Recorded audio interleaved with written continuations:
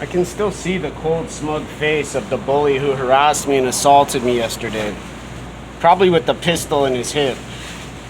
attached to his skin and bones. He was ready to use to silence me and to remove me from his land. The grocery store building, he said to leave.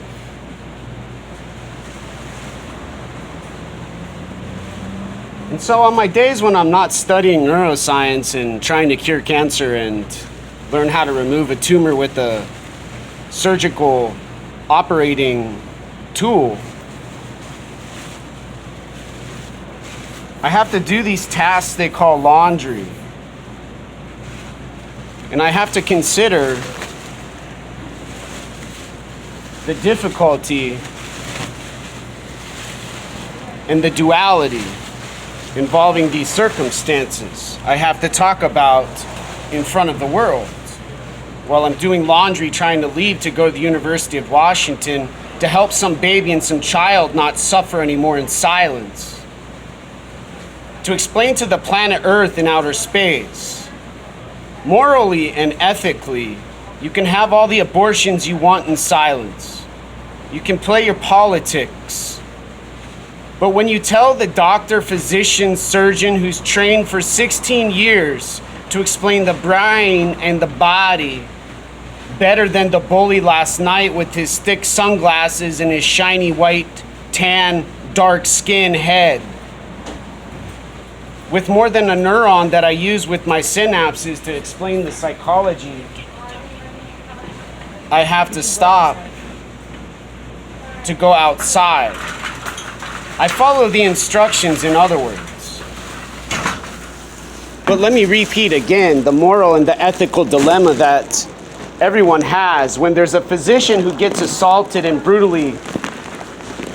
attacked violently and then told to leave, to go outside, to speak about the problem that you all have with these children you want to have in outer space, healthy and strong and powerful,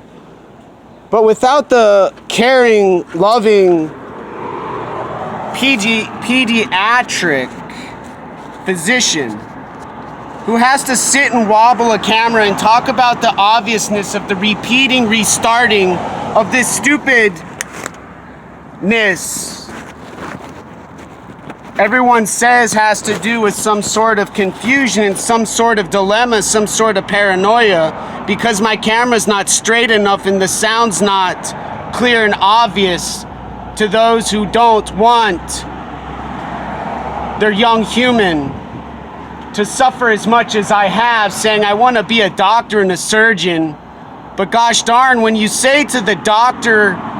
physician, surgeon training, they can't help all of those uncountable humans they will help and probably save. With hands not made for war and suffering, violence and conflict, but for health and medicine. In other words, to conclude,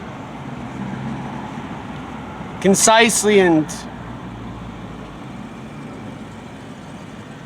lastly, a human denied the freedom to practice medicine and health, watched and observed and denied the task by other humans has not so much difference than the Holocaust and worse. Not with these books that are such a mystery and a secret and a gift to some priest and some professor, but to the easy to obtain textbook the man yesterday forgot to read when he dominated me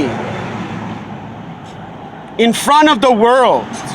in front of the fire department, in front of the men, the women, the gender neutral pride flag waving, culturally, racially intelligent, brilliant, genius humans.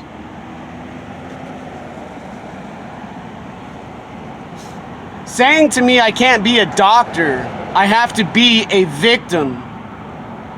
who they watch him and his supporters suffer, knowing how to stop the suffering they cause and are causing.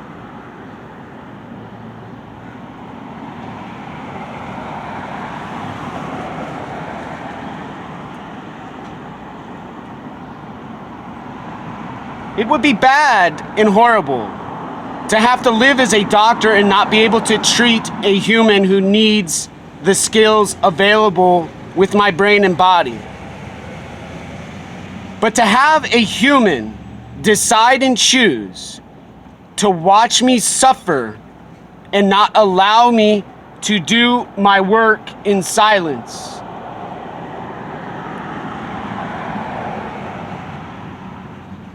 makes me contemplate suicide more than sitting at the University of Washington library every day. They're open. For some stupid stimulation and reward they call their birth rate, they flash in front of my face with their stupid fucking communism and socialism, and they're listening to my voice